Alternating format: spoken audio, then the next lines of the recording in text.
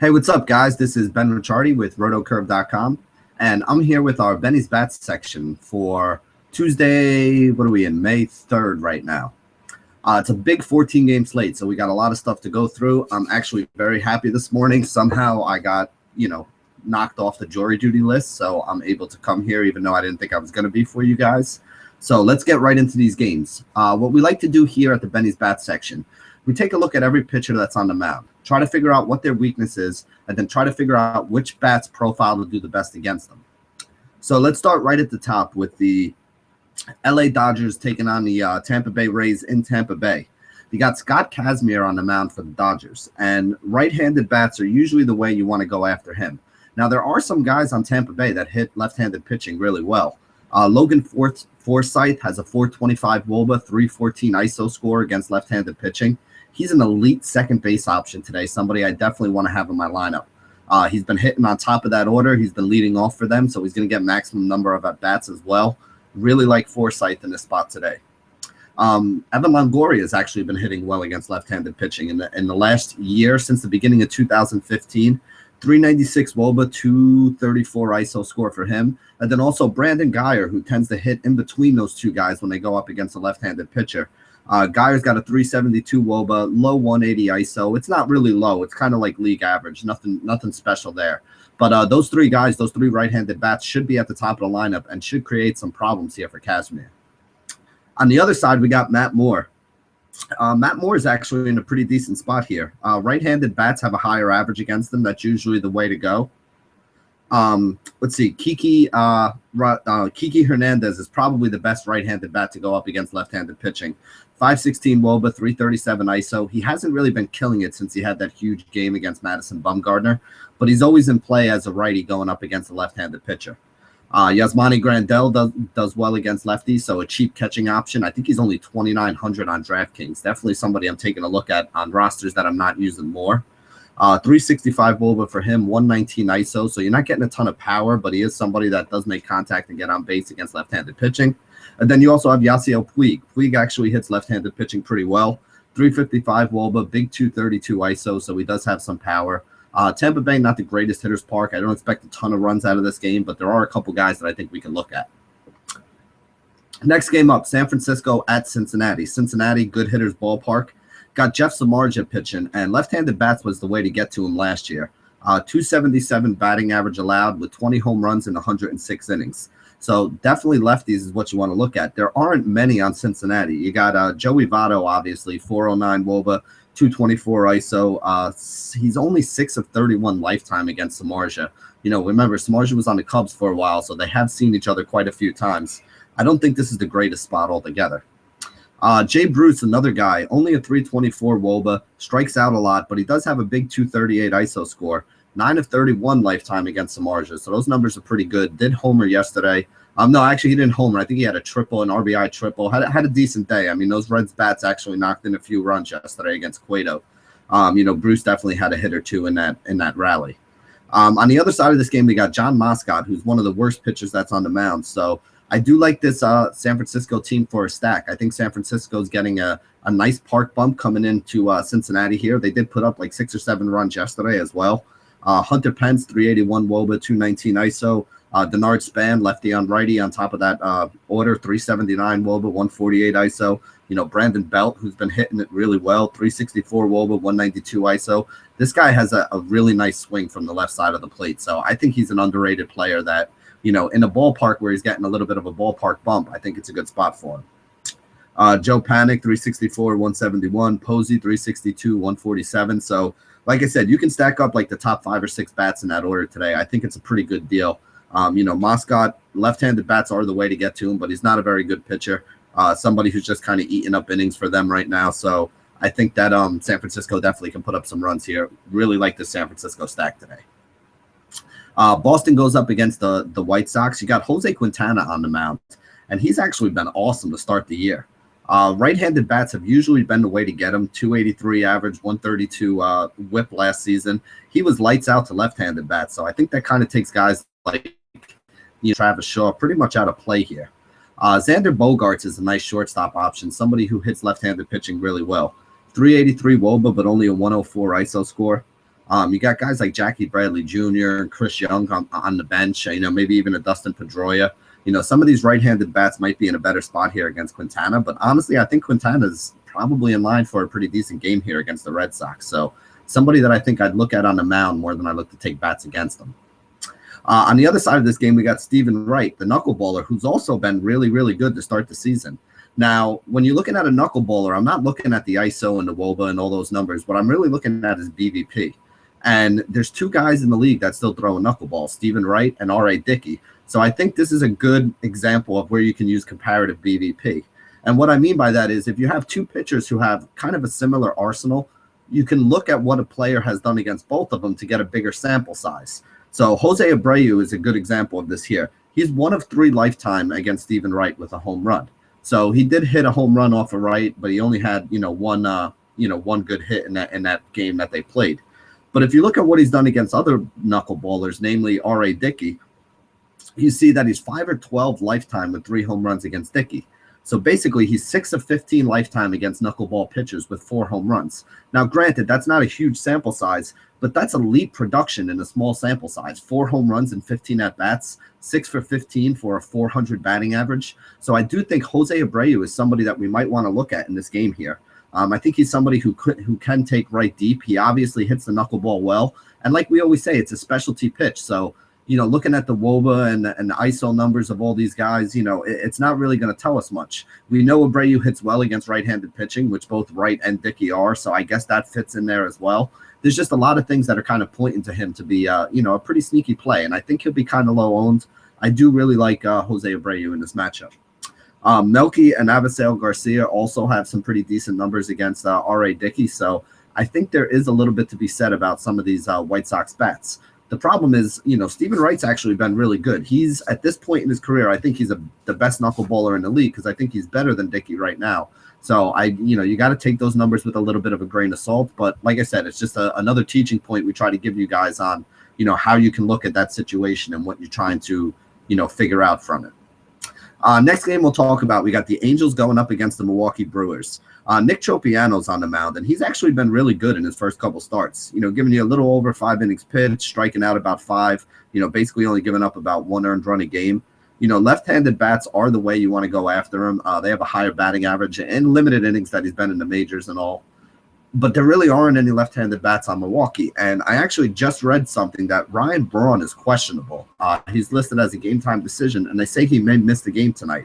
He's the only bat that really profiles well against Tropiano. 369 WOBA, 210 ISO against right-handed pitching. You take Braun out of that lineup, everybody else is like a 350, 340 WOBA or below. Like I said, not a lot of left-handed bats they can throw in there to attack.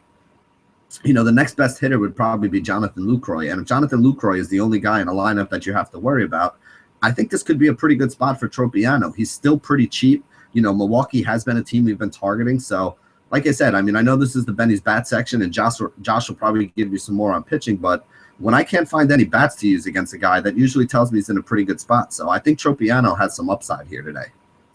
On the other side of the game, we had a kid named Junior Guerrera, and I shouldn't even call him a kid because he's actually 31 years old. We were looking through some of his minor league numbers and trying to figure out why this guy hasn't been in the majors because the numbers have been pretty good. In the last 2 years, left-handed bats are hitting below 200 against him.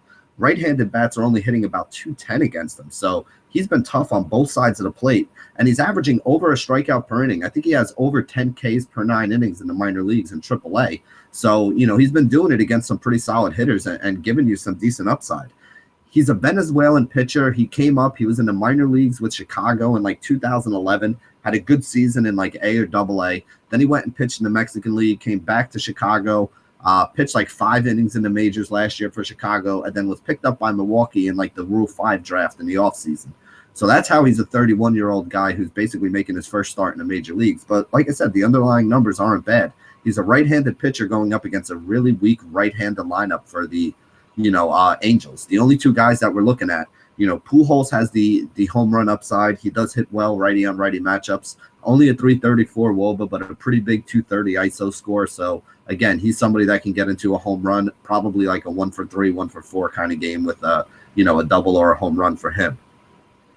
Trout, 411 WOBA, 294 ISO, had a huge day yesterday. I think he had 3 singles, a home run, a stolen base. That's what Trout can do. When he has a good game for you, he's going to rack up the hits. He's going to get on base. He's going to score some runs. He's going to get some RBIs. He has the chance to fill up the entire stat sheet for you where he gets a home run and he also gets a stolen base. I've seen him do it quite a few times before. So that was one of the days where, you roster Mike Trout and he wins you a tournament. And that's the kind of upside that this guy has. He is still one of the best players in baseball. Everyone loves talking about Bryce Harper, but it's not like Trout has gotten any worse. I mean, he's still the same stud player that he has been. I wish he had a little more in his lineup around him, but, it is what it is. Next game we talk about Minnesota at Houston. Colin McHugh's on the mound for Houston. He has not been good this year. He's got low strikeout numbers. He's got a 6.65 ERA, 1.89 WHIP. Definitely somebody that I would normally want to target against. I know everybody loves targeting pitchers that are going up against this Minnesota Twins team, and it has worked before, but I don't think it's going to work here for Colin McHugh. I think I'd actually rather take a look at some of the big bats that they have. Maybe a guy like Miguel Sano who can hit a home run, especially down there in Houston. 381 WOBA, 236 ISO since the beginning of 2015. The rookie that they got, Byung-Ho Park, right-handed batter, DH, hitting 5th in that order. 374 WOBA, 338 ISO. Obviously limited at bats. I don't even think he has 100 yet to start the season, but definitely showing that he's somebody that can hit right-handed pitching. Now, on the other side of this game, it's kind of interesting. They're bringing up this rookie named Alex Meyer.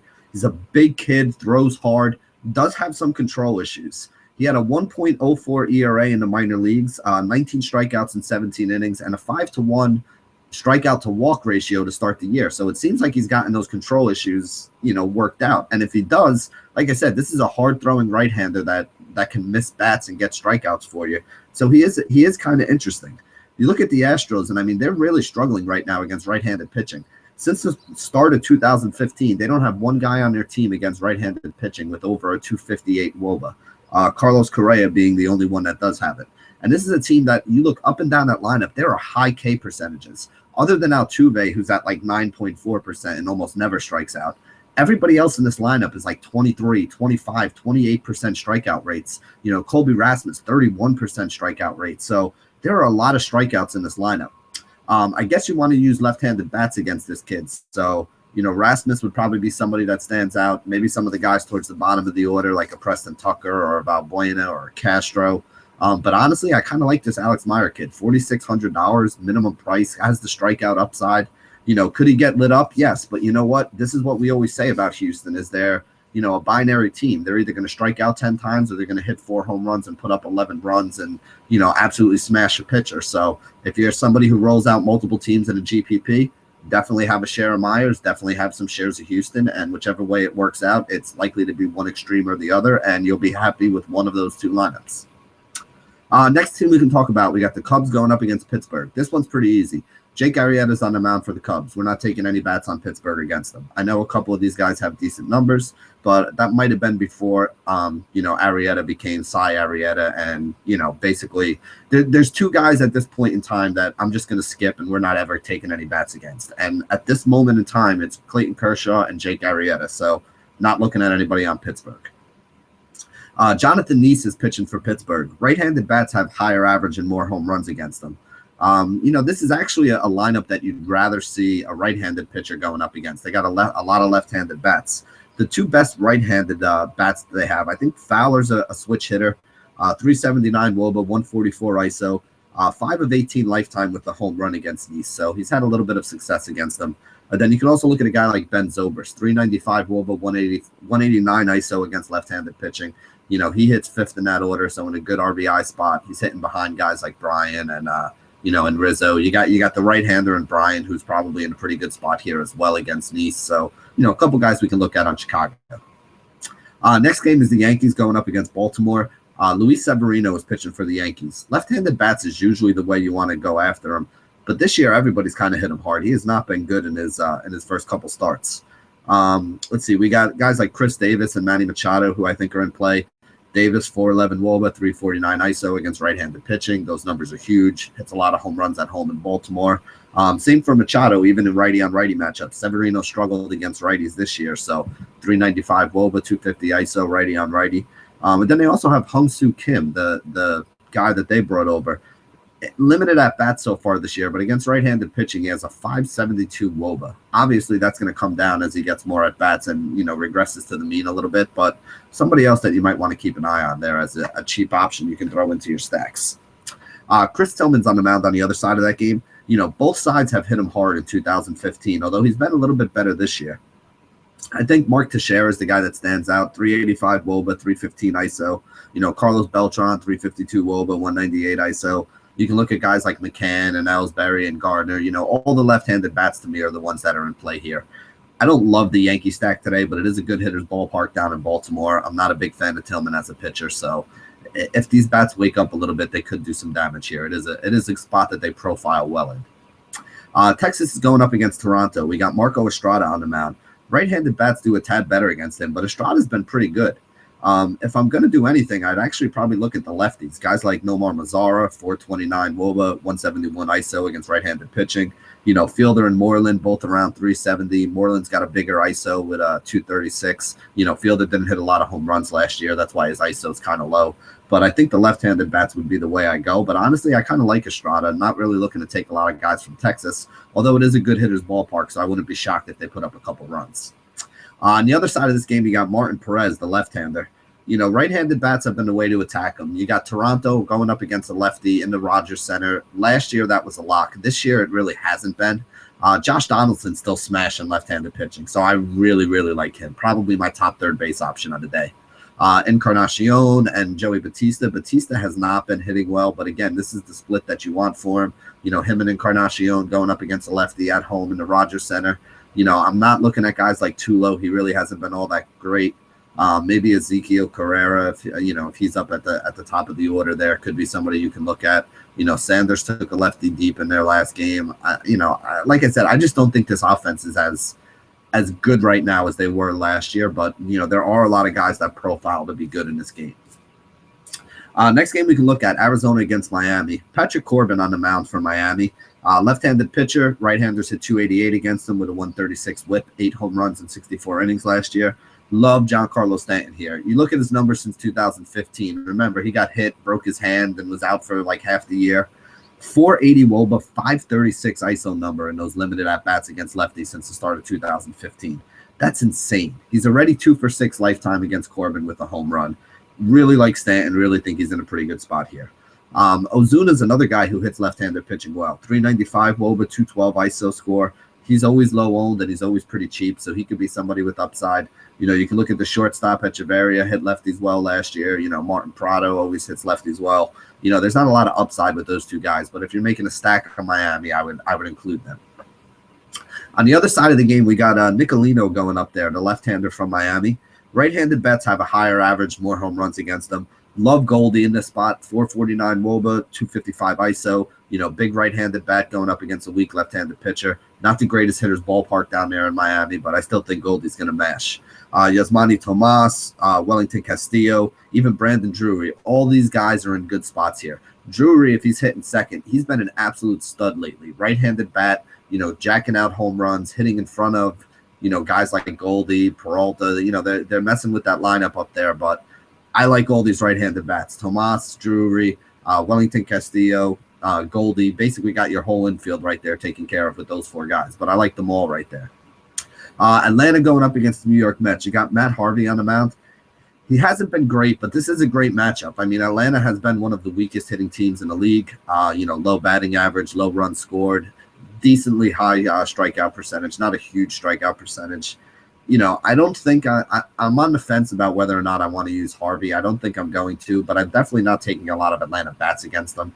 The one exception might be Freddie Freeman, 371 WOBA, 213 ISO against right-handed pitching since the start of 2015. Like I said, he's probably the best bat you can look at and probably the only bat I really want to look at on Atlanta.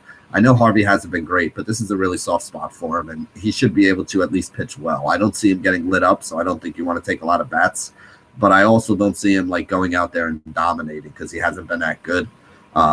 To pay off his salary. So like I said, I'm probably just passing on it. If Freeman, if anything. On the other side of this game, though, you got Matt Whistler. And Whistler was one of the worst pitchers against left-handed batters last year. So I think that this is a really, really tough spot for him against this Mets team. You got Conforto batting third, who's still the cheapest of the outfielders, which is a, travesty. I think he's 3,800. He'll be in some of my lineups. Lucas Duda hit a home run yesterday, another big left-handed bat. Curtis Granderson leading off for them, another big left-handed bat. Neil Walker, the second baseman, been playing really well. Starting to get a little expensive, but again, he's been playing so well, and he's got some home runs, and he's been getting hits. I don't like the fact that he's like 6th or 7th in the order, but it is what it is. And then even Jonas Cespedes, who's righty-on-righty matchup. I love the Mets bats today. I wish it was a better ballpark for him, but they are going up against a guy who, really profiles to have some major struggles against them. So if that's the case, you're probably going to get a pretty good game out of the Mets bats here going up against Whistler. Next game we can talk about, Philly against St. Louis. Michael Wacha, he's always solid. I don't love taking him because he has a low strikeout percentage. And his price is usually pretty high, so it's always tough for him to make value, but he's a solid cash game play. Very likely to get the win for you here, so I think he's going to be in a really good spot as well. It's a great matchup for him going up against Philly. I mean, it's a park downgrade for Philly as they go from Philadelphia to St. Louis. They have nobody who has over a 350 WOBA against right-handed pitching. I don't think Wacha is going to have a very tough day today. I just think that he might be a little bit low on the strikeouts, and if he's low on the strikeouts, he might be somebody who struggles to reach value. But I definitely don't see the Philly bats doing much against them. On the other side, we got Aaron Nola, and he's been really good to start 2016. 5 starts, 3.55 ERA, a whip of only .88 right now, and 37 strikeouts in 33 innings. I do like the St. Louis bats, though, so I don't think this is going to be an easy spot for him. You got guys like Hazelbaker and Carpenter, the left-handed bats, both 380-plus WOBA guys, 270-plus ISO guys. Aldemis Diaz, the shortstop for them, has been hitting in the 8th hole. This guy's been on fire. He's batting over 400. His price is only like $3,000. He's somebody that's been a really good salary saver for you for the last couple of weeks. So if you're not on this guy yet, go take a look at his stats and, kind of see what he's been doing, because I was really impressed. And I started using him a little when I heard some other people talking about him. And so far, he's done well for me. So definitely somebody to think about if you're looking to save money at the shortstop position, which is usually tough to fill anyway. 2 other guys you can look at, righty on righty, Gearchuk and Holiday, both over 360 WOBAs. Like I said, I like Nola. He's been pretty good to start the year, but I think this is a really tough matchup for him. So if anything, I'd probably use some Cardinals bats, but I don't think they're going to, light him up either. So I think this is another one of those situations where I'm just going to kind of stay away from it. Washington's going up against Kansas City. We got Tanner Roark on the mound, and he's actually been pretty good this year. He had that one big start where he had like 15 strikeouts, a couple games ago. But for the most part, left-handed bats is how you want to attack them. This KC team doesn't strike out a lot, even though their strikeouts are up from last year, I think. But guys like Hosmer and Morales are solid plays. Really like Mike Moustakas at third base. He's been playing great lately. He has like 8 home runs in the early going. WOBA about 354. ISO right below 200, like 196, 197. I think he's a solid option at third base that tends to go low owned. Chris Young is pitching for the Royals. Left-handed bats, they've been tough on him. Right-handed bats, he's been lights out against.